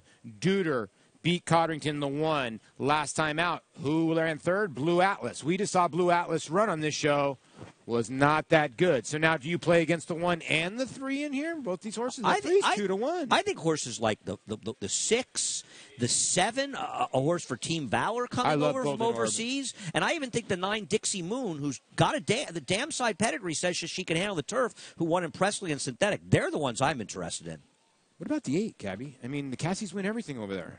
Well, actually, this will be if the Connections do win, and Mark Cassie, he would have won this race 8 times. The Natalma. That's it. Mm-hmm. And how many times has he won the Woodbine Mile? The Rico Woodbine Mile? About 4 or 5, somewhere in that area. Back-to-back years at least. But Wonder Godot, we'll see here. We'll come back to Belmont Park actually. And we see the 9 on the inside, Yummy Bear, and the 8 with Exaltation to the outside. This is the place photo. So, of course, the 9 Yummy Bear getting second at 14-1. Wow, that's about as close as it gets. That one's close. You made a good point, Andy. Yummy Bear's in great form. And, by the way, Leave Me at the Gate, the 6, ran 4th. That's why your Superfecta is almost $300 for a dime, but congratulations, Division Sky. Much the best, the gelding by Sky Mesa. Well, back to Woodbine, and since the 9 Dixie Moon is on our screens right now, Andy, this was a filly that you were kind of alluding to. She was well backed by the public. Of course, Catherine Day Phillips, an excellent trainer. What do you make of her making her turf debut? I think that the 9 Dixie Moon is very interesting. Obviously, she's won in synthetic. Now, she's a half-sister to a horse that didn't win on turf but won on synthetic. But the Dam was a nice turf horse, so there's no reason to suggest that she can't make that move to turf. And if she does, I think she could easily win this race at a very big price or at least be a factor. Well, we'll see. She's 13-1, but the 6 Golden Orb for Christophe Clement, well, she was incredibly impressive first time out, and she is one of those fillies that at least has 2-turn experience. She won a mile and a 16th, and she made this last to first move. She saved ground the entire way, guys, but she was explosive, and she's now turning back to the 1-turn mile, a good bottom. I agree. I think she is a major player, and I'll be honest with you, I think she's the horse to beat. I'm with you. I like her. I bet her, actually. And you get Luis Contreras aboard. I know I read Ortiz Rotor on this one, but Orb, yeah, he stands at Claiborne, and there he is right there. He stands for $25,000, and his runners are getting, turf runners, dirt runners, a little bit of everything. Precocity, which we saw with Golden Orb. Luis Contreras upset with Johnny Bear yesterday, so he's riding a hot hand. He's been on fire.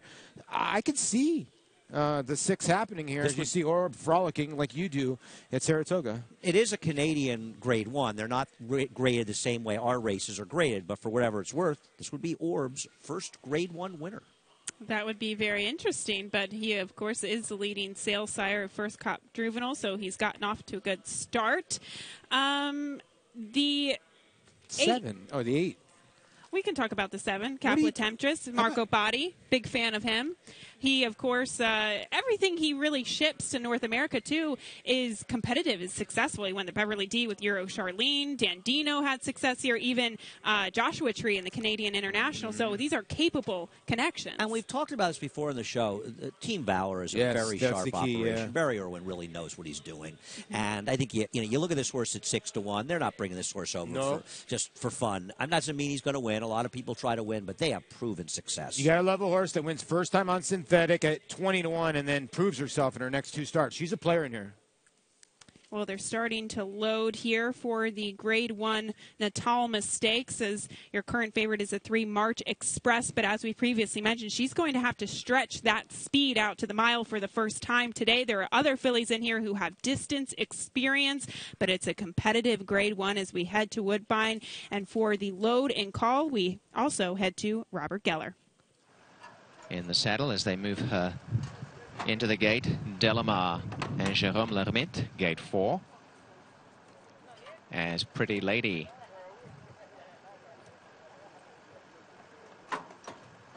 will go to gate 5 next.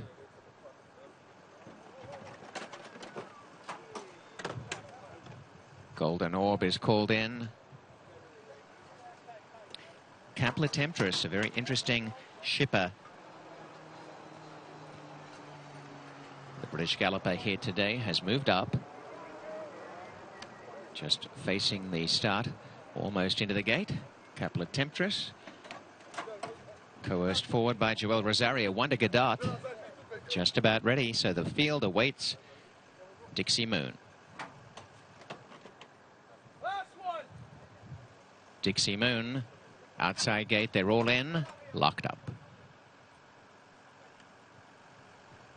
Off in the Natalma Stakes, a good start, Dixie Moon, a little bit slow, Duda.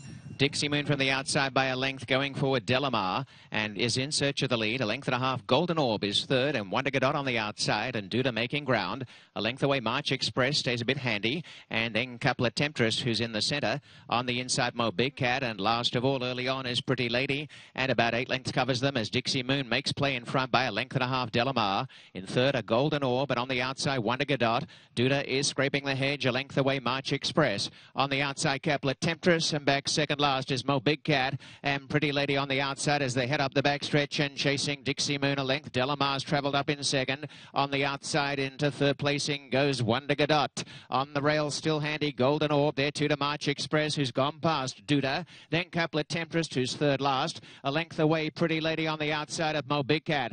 They start the run down towards the 3/8 and Dixie Moon a length. Delamar in third placing. Wonder Godot edging up. A length to Golden Orb handy on the inside. Only a length and a half away now. March Express. Behind them came Duda. Capla Temptress. Taking off is Mo Big Cat and forced a very wide trip Pretty Lady. Top of the home stretch in the Natalma. And Dixie Moon in front from Delamar. Wonder Godot. Golden Orb has a run if good enough. March Express on their outside. And Capla Temptress is running on pretty well. And Dixie Moon defies them. Wonder Godot trying desperately. Here's Capla Temptress. And she's powering home.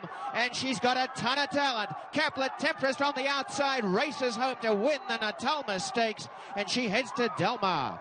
Capla Temptress first. Second is Dixie Moon. Third placing has gone to Wonder Godot, and behind them Pretty Lady.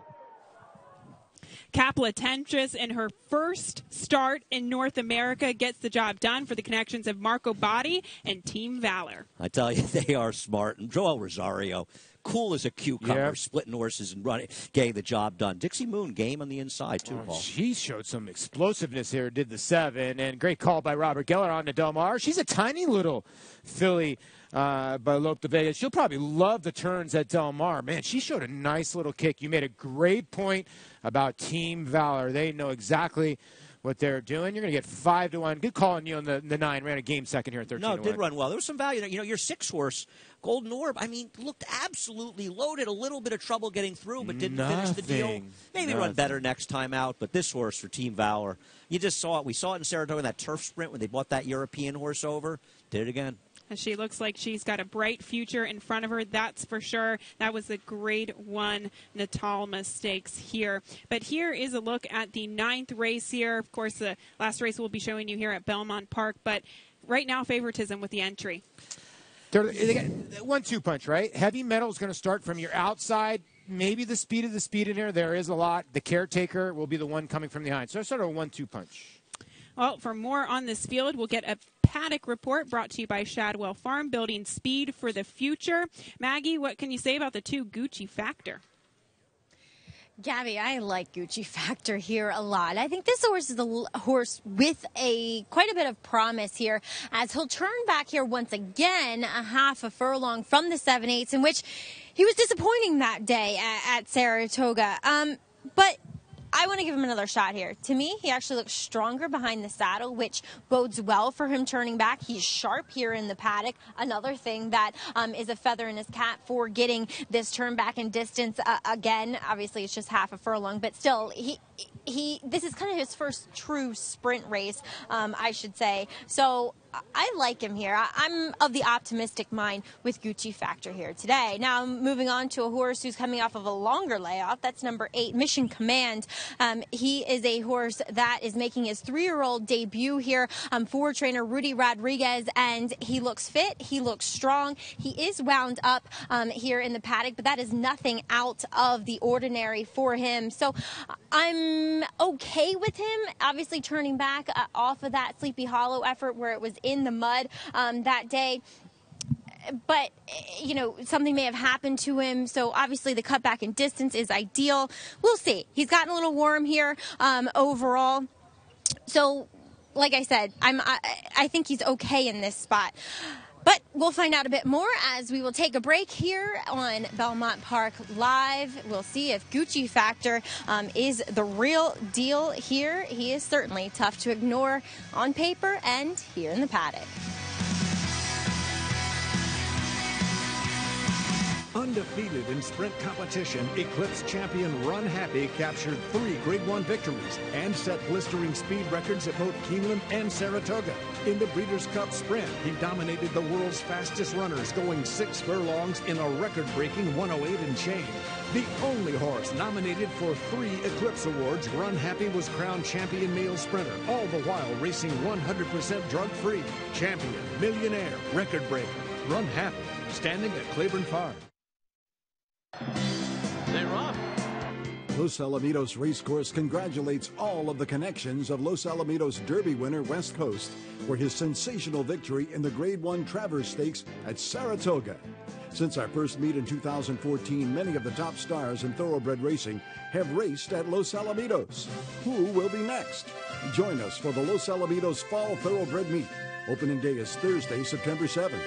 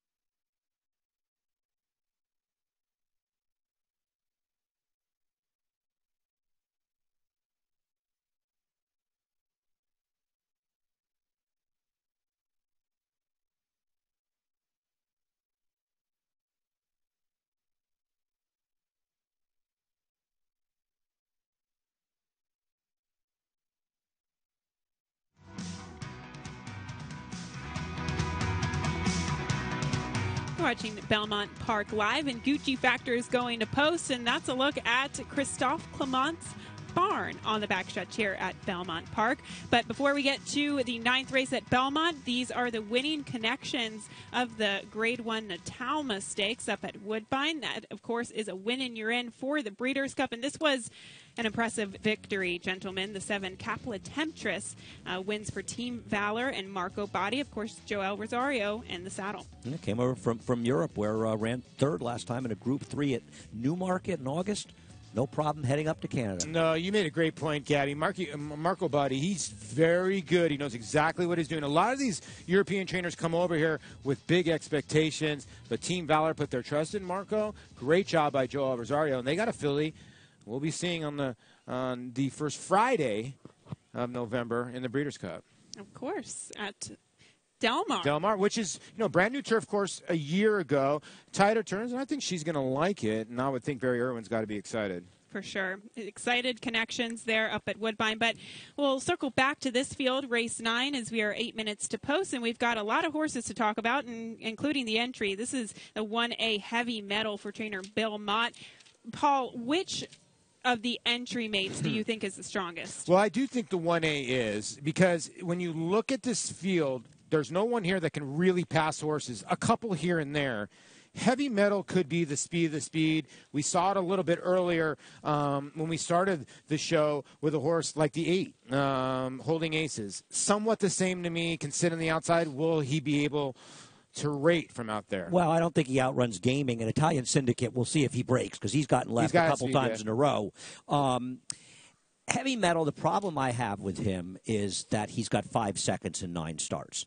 He had a good trip last time, but the horse who beat him, Jewel Kindisco, is a good horse. I have no problem with his talent level. I think he is clearly the one they're betting in this entry. I just don't like the 5 seconds and 9 starts with short prices throughout.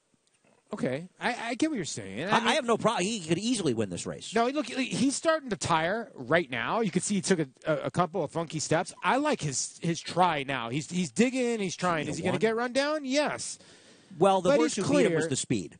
Yes. He actually made the move into him. And Jewel Kindisco beat him is a very good. He was coming off a 90-plus buyer win for Gary Gullo. But what I liked, he swapped back to his wrong lead, but he always tried the whole way home. He's clear of the gray that runs third.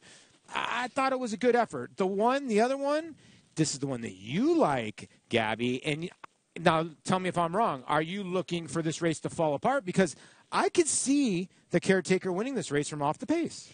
Well, I was before I had a conversation with Andy, who thinks that this horse hangs like a chandelier. Well, he's an equine chandelier. That's a given. The Caretaker, especially in his last race, I thought that he was kind of against the track, being very wide. But that's not, that's my personal opinion.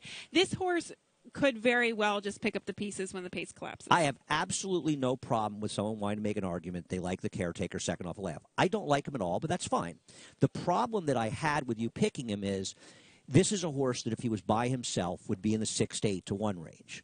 Because he's an entry mate with Heavy Metal, you're going to be stuck now getting in the 2 to 1 range. To me, that's the very essence of bad value. If you like the Caretaker, you've got to just sort of grin and bear it, not bet him, and hope he loses. Okay, but to go the other way, what is Heavy Metal in this race by himself? Probably about 2 to 1 to 5 to 2. I don't think that the Caretaker's taking that much of the money. Why would you bet him? He was dreadful in his last start. I don't know why you'd bet Gucci Factor at 5. Gucci Factor, to me, I get it, but there's 2 races on there that just confuse me and 3 other races that really confuse me. I mean, the horse either just all or nothing. I hear you, and I like Gucci Factor, and I think he's going to be very tough in here, but I have no problem with that argument because he wasn't good last time. Now, he was chasing wide. The rail was good that day, and he didn't run well. If he should run back to either his July 14th race of last year or June 15th, he will beat them. Yeah. But that's a big if. Yeah.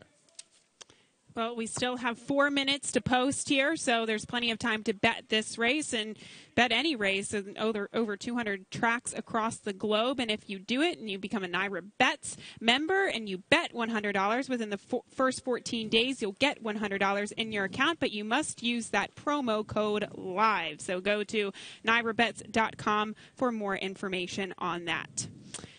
Well, we just had a discussion about the entry mate. We'll get more into the discussion about the 2 Gucci Factor as well, but they are going to be heading to the track right now, so we'll get you this post parade before diving back into this race.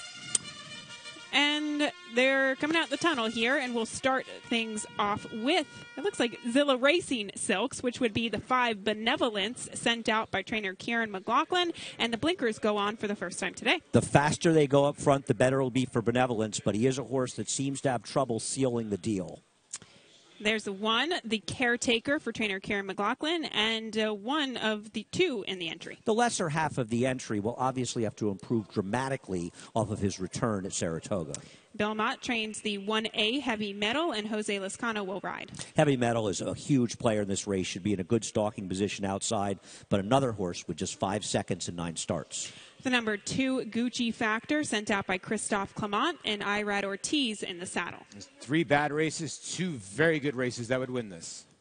And the 3 Gaming for trainer Gary Gullo, Angel Aurora in the irons. Good form for Gary Gullo, but may face real pressure from both Italian Syndicate and Heavy Metal. And talking about Italian Syndicate, that's the 4 first off the claim for Rick Schosberg. Much best on the drop last time when left in the gate and circle of field. Might have a new running style.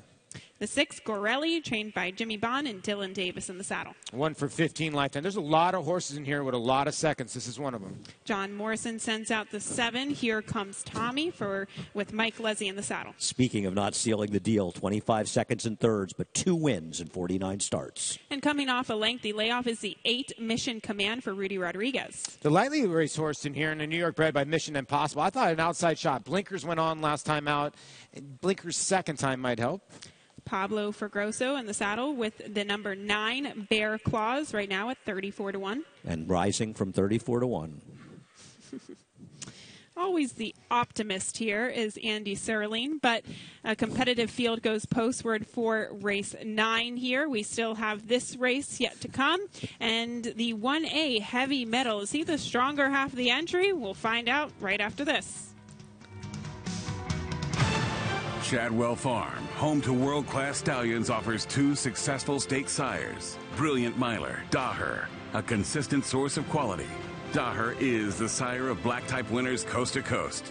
Grade 1 winner and millionaire, Albertus Maximus, winner of the Breeders' Cup Dirt Mile and Don Handicap. He is now siring black-type horses across the U.S. and abroad. Shadwell Farm, building speed for the future.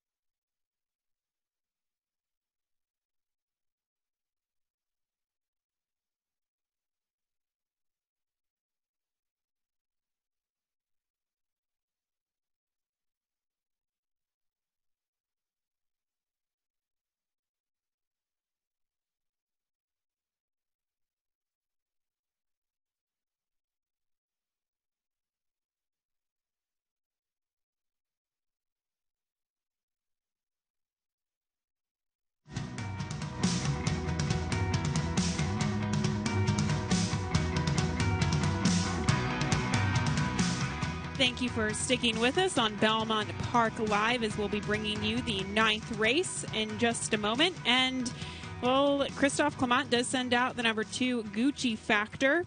And here, and the blinkers do come off for this horse. And he's been a bit difficult to get a good grasp of, guys. Of course, 2 starts back, he was a 16-length winner in breaking his maiden, but kind of disappointing last time out. Oh, he was, and he broke from the far outside, but he never got in the race with his wide trip or not.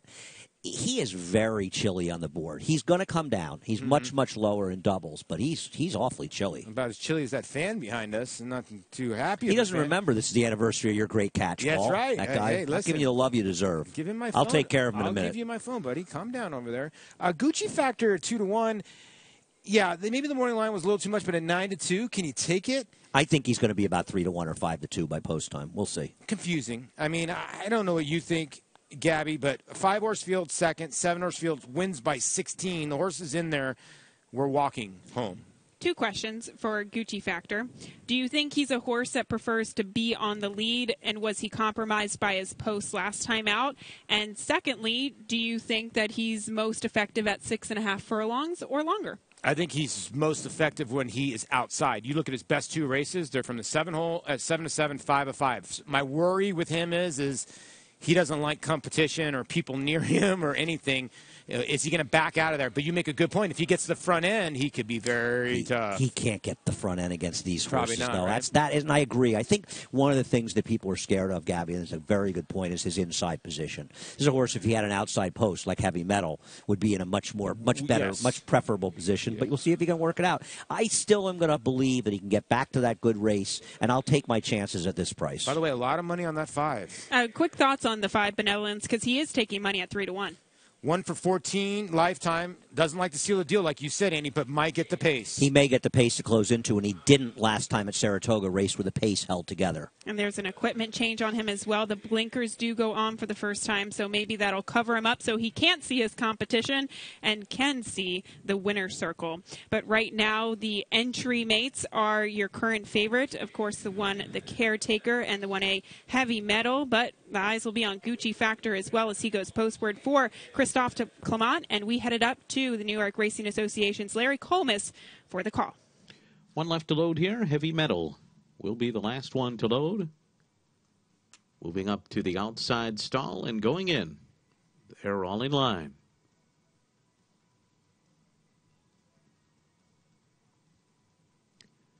They're off. Italian Syndicate comes out running sharply to take the early lead. Gaming is away second, and then it's Mission Command third on the outside. They're followed by Gucci Factor and Benevolence, Bear Claws, Heavy Metal on the far outside. Then a break of another 2 lengths more back to the Caretaker, who's down toward the rail. And then here comes Tommy and Gorelli. Up the backstretch, Italian Syndicate loose on the lead here, opening up 2.5 lengths to a 22.15 quarter. There's a half mile to go. Gaming is running along second. Then comes Mission Command third on the outside by a length and a half. Gucci Factor fourth along the rail. And then it's Heavy Metal on the outside running in fifth.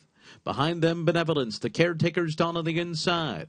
And then it's Here Comes Tommy and Gorelli. Bear Claws at the back of the pack, and they're coming to the top of the stretch, and Gaming takes charge here as Italian Syndicate gives way after a 45.14 half mile. Here's Heavy Metal now, rushing up on the outside. Heavy Metal to the front, coming to the 8th pole. Heavy Metal, the leader. Gaming is running in second. Gucci Factor trying to squeeze through. Gaming just steadied there. As they come down to the final 16th, it is Heavy Metal in front. Gaming coming back on the outside. Gucci Factor is third, and then comes Gorelli in the center. It's going to be Heavy Metal to score a half a length. Gaming was second. Gucci Factor and Gorelli in 1:17.76. Well, saved by the wire. The 1A Heavy Metal was kind of flip-flopping to the wrong lead coming down the stretch, but the wire found him in the nick of time. He did seem like he wanted to let the 3 come back and pass him. I do think, though, what we talked about before the race, that outside post position made his job much easier, as opposed to Gucci Factor. And I'm not making a big excuse for Gucci Factor, who did not finish at all, and overall had a good trip. But that clean outside run, it's such a good place to be in. Yeah, Lascano never in panic mode. He did a great job. I looked at you halfway through the backside. I'm like, where's Heavy Metal?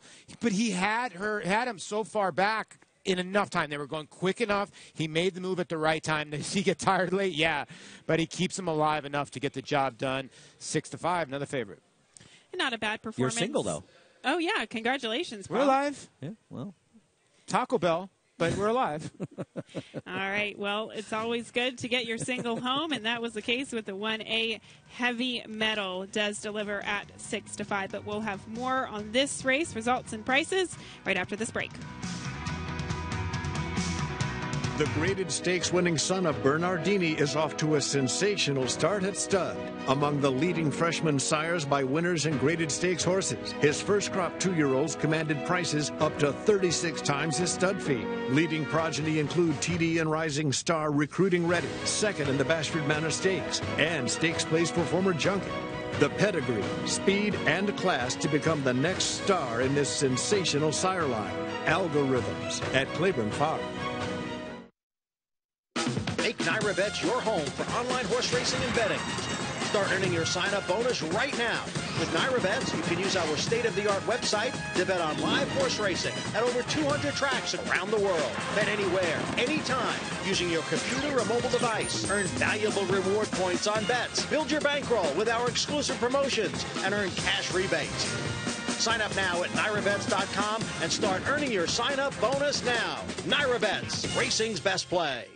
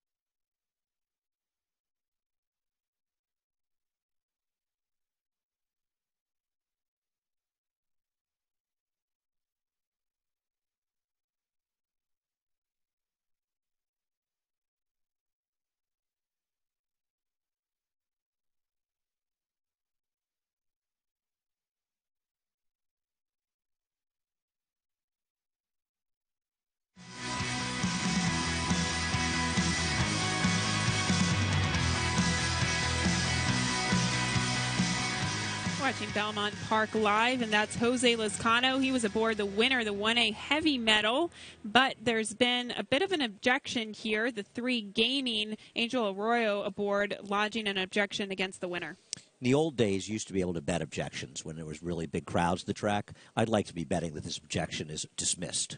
Jose Lezcano actually laughed a little bit.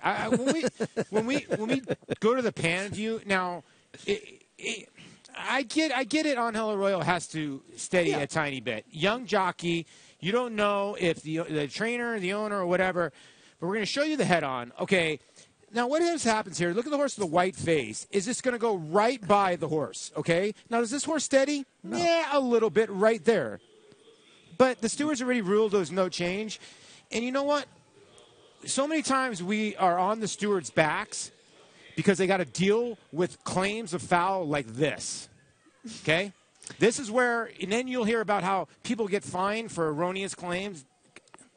I think there are times that a rider owes it to connections and owes it to the bettors to claim. Absolutely. I think there are claims you have to make. And sometimes, don't forget, a rider will claim because a trainer might ask him to claim, to be fair.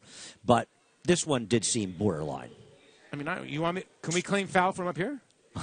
I've got a lot. I got a lot of grievances. Jose Lezcano laughed. That's what was the funniest part about it. Well, it was obviously a quick decision made by the steward. So the objection obviously has been disallowed, and the winner, as you can see, the 1A heavy medal, and it was impressive, guys, but he kind of switched leads a little late, and well, at least you got your single home, Paul. He found himself in that uncomfortable position, Paul, of being in front.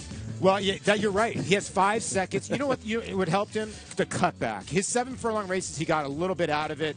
And there is your price is there. Heavy metal, Son of Medaglia d'Oro out of the Cherokee Run Mare. Change is going to come, and change did come. Look at that Grand Slam, $10.70. All right, let's go down to Maggie, who's standing by with Jose Lezcano. Here with Jose, Gabby. And Jose, you had to get on the phone, but you said you went by gaming so quickly that you felt as though that your horse was just best. Yeah, like, he climbed forward. I think I passed so fast, and nobody, I'm not touching nobody, and my horse keep going, win the race.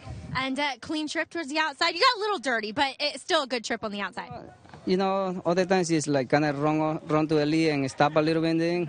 I try something different today, let him come from behind a little bit and try to kick the last follow, Thinking on the horse's back there, Jose. Congratulations. Thank you. All right, Gabby. Thank you very much, Maggie. And, of course, we are signing off in just a moment, but you can check out the NYRA Now app. Go to NYRA.com/now to download this free app on all those different devices to check in with the 10th race. And, Paul, you're still live in your late pick 5 ticket to 7, so best of luck with that. But as of now, it's kind of been a bit chalky. Yeah, really chalky. God, we almost got Blue Atlas, didn't we? Yeah. But, hey, you were alive. You're only going to have who wins. I mean, you can't blame the prices. You had some shots, they didn't get home. Like maybe you'll get somebody here. Say, Gabby, better than ripping the You're going to make money regardless if you hit it. Well, best of luck in that, but it's been an exciting day for sure as we saw Capella Temptress for trainer Marco Botti and Team Valor International Racing get the victory in the Grade 1 Natalma Stakes, and of course capping it off with Heavy Metal, who takes the 9th here at Belmont. That'll do it for us today, but we'll see you once again on Wednesday afternoon. Have a good night, everybody.